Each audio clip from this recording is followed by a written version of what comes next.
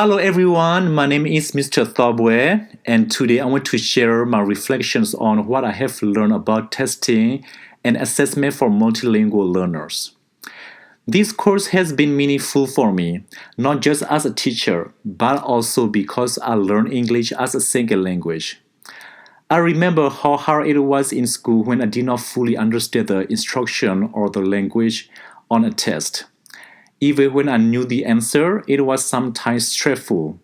That experience made me want to help my students feel confident and supported when they are learning.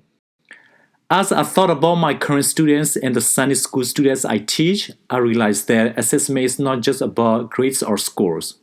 It is about understanding what students know, help them grow, and guide their learning every day.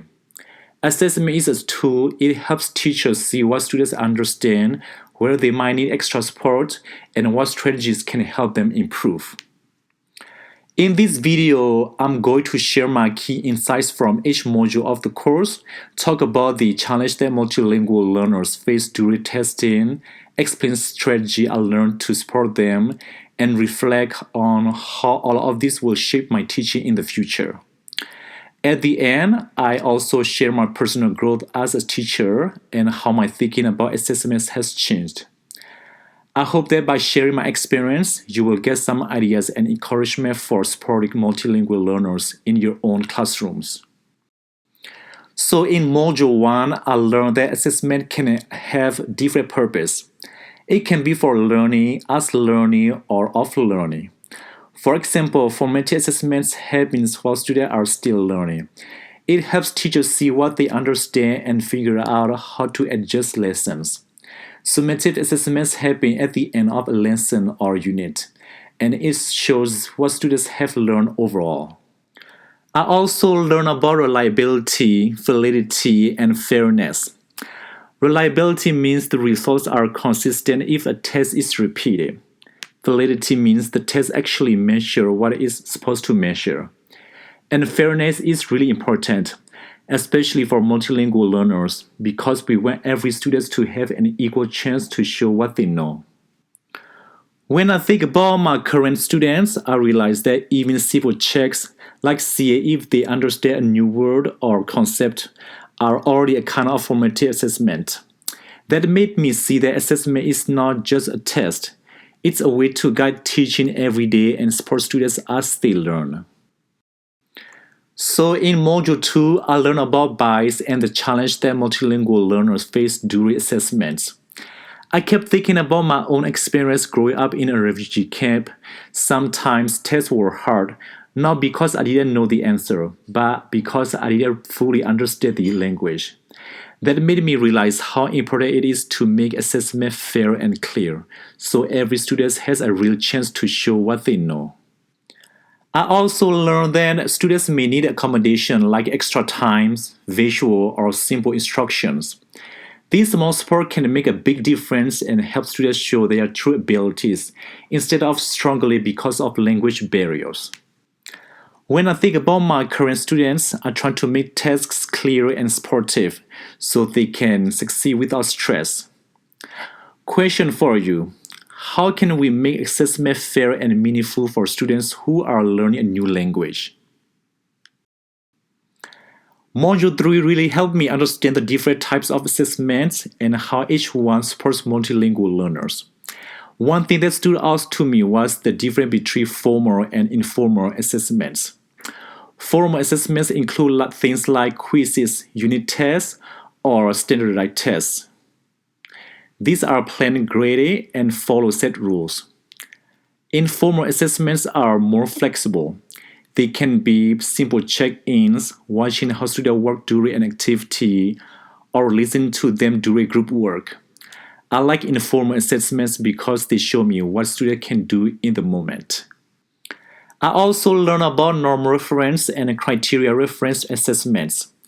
Norm reference tests compare students to each other, but criteria reference tests focus on specific goals and what the student has learned. For multilingual learners, criteria reference assessments feel fair because they focus on growth instead of comparison. A question to think about is, Which type of assessments help you understand your students the most? Module 4 helped me see how all the language domains work together. When students are learning English, they are listening, speaking, reading, writing, and using grammar and vocabulary at the same time. These skills support each other. For example, when a student writes a sentence, they need the right words and they need grammar to put the words in the correct order. I also learned that simple tools can make these skills easier for multilingual learners. Pictures can help students understand new words. Sentence frames give students support when they speak or write. Short speaking tasks like describing pictures help students feel comfortable and confident. These small strategies really help students show what they know even when their English is still growing. Module 5 helped me see how useful formative assessments are for multilingual learners. I realized that asking students, "Do you understand?" does not always give me the truth. Many students, especially English learners, may say yes because they are shy or do not want to feel different. So I learned that small, simple checks can give me a clearer picture of what they really understand. Exit tickets help me see what students learn at the end of a lesson. Partner talk lets students share their ideas with a friend, which feels safer for many English learners. Whiteboards are helpful because students can show their answer quickly, and I can see who needs support. Quick checks like thumbs up or a short question help me know when I need to slow down or explain something again. When we think about testing multilingual learners, there are a few important issues we must keep in mind. One of the biggest ones is fairness. Sometimes tests use long or complicated language, and students may not understand the question even when they know the content. That connects to cultural bias, where some questions are based on experience or knowledge that not every student has.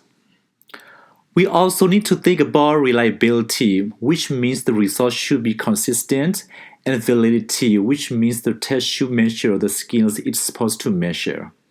Without these, the results may not show a student's true ability. I remember my own experience taking tests in English for the first time. I knew many answers, but the language on the test made it difficult. That memory reminds me why accommodations, like extra time or visual support, are so important. They help students show that they really know. In this part of the course, I learned many strategies to support multilingual learners. Formative and informal assessments are helpful because they let me see what students understand and adjust my teaching quickly. Informal assessments include observing students, asking brief questions, or listening as they collaborate with partners. I also learn about rubrics, which give students clear expectations and help them understand how their work will be evaluated. Sentence frames are another useful tool. They give students a starting point when speaking or writing so they feel more confident. Finally, using visuals, modeling, and simple directions makes learning easier for students who are still developing their English skills. These strategies work well together. For example, when my Korean students practice reading or vocabulary, they feel more confident and can show what they know in small, manageable steps.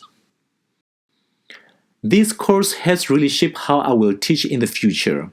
I plan to use formative assessments every day to check students' understanding and guide my teaching.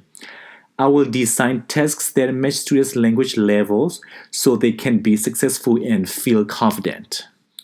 Using assessment data, I can plan small groups to provide extra support when it's needed most. I also want to make sure all assessments are fair and free from cultural bias, so every student has an equal chance to show what they know. My goal is to create a classroom where students can learn and demonstrate their knowledge without stress. These projects will help me support multilingual learners effectively and help them grow in their learning every day. This course helped me grow a lot as a teacher. I now see that assessment is not just about grades. It's about understanding students, supporting their learning, and guiding instruction in meaningful ways.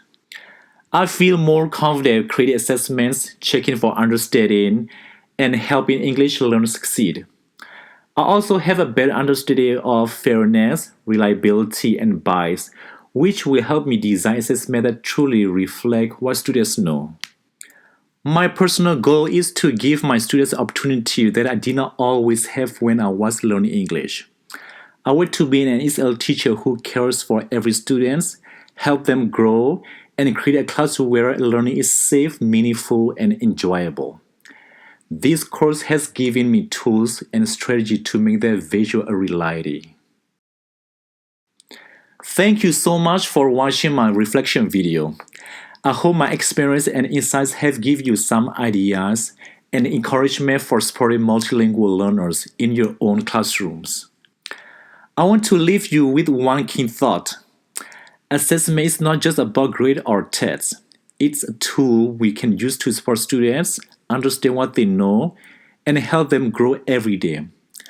When we make assessments fair, clear, and meaningful, it can guide our teaching and make learning a positive experience for every student. I encourage you to try small strategy, check for understanding often, and create a classroom where students feel confident to show what they know. Thank you again for your time, and I hope you feel inspired to support your students in the best way possible.